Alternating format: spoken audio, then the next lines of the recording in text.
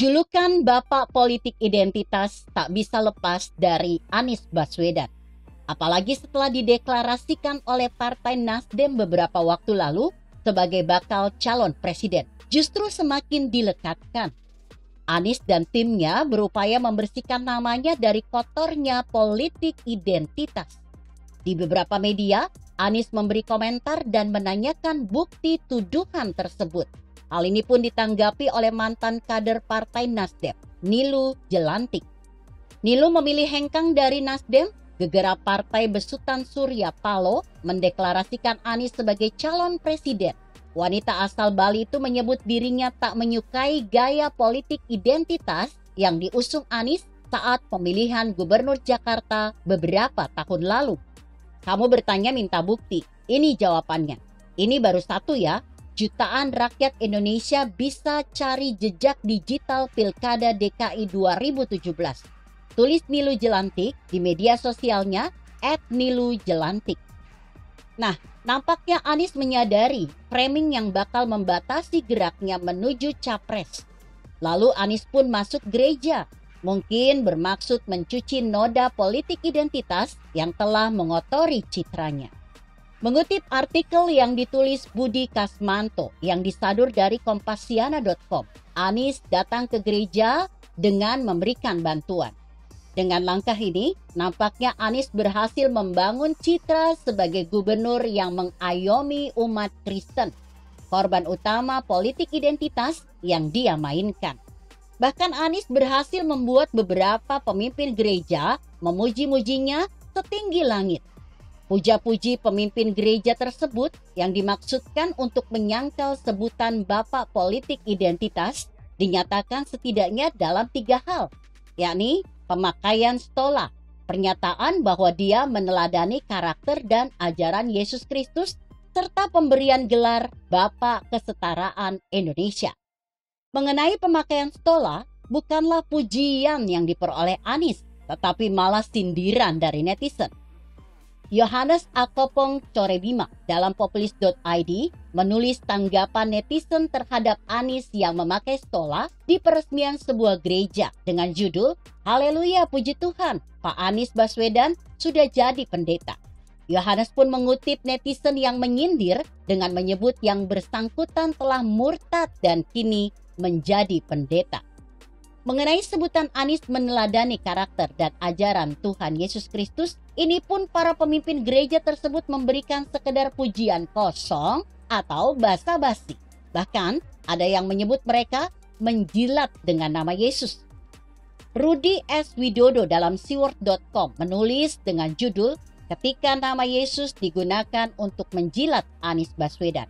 Dalam tulisannya, Rudi menanggapi Freddy Mutiara yang menulis tentang Anies Baswedan telah meneladani Kristus.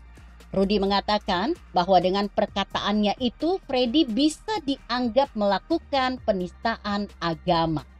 Lagi Rudi berkata, kalau Freddy memang merasa perlu menjilat Anies Baswedan, silakan saja. Tapi jangan menggunakan Yesus untuk melakukan hal tersebut. Dan mengenai penobatannya sebagai Bapak Kesetaraan Indonesia, Ricky Senduk dalam seide.id menulis opini dengan judul Anies Bapak Kesetaraan Indonesia. Ricky menulis antara lain, kalau setelah dapat dana lalu memuji-muji, bahkan menjilat pun masih dimaklumi. Tapi kalau karena dapat jatah boti, lalu mengklaim semua berita tentang Anies tidak benar, karena Anies seorang nasionalis, pluralis, itu sudah menjual kebenaran. Indonesia bukan hanya sebesar gereja Pentakosta, tulis Ricky. Dan agama bukan hanya Kristen Pentakosta doang. Kristen saja ada banyak. Belum lagi Katolik, Islam, Buddha, Hindu, dan lainnya. Silakan saja kalau Pentakosta mau menobatkan Anies sebagai Bapak Kesetaraan Gereja Pentakosta.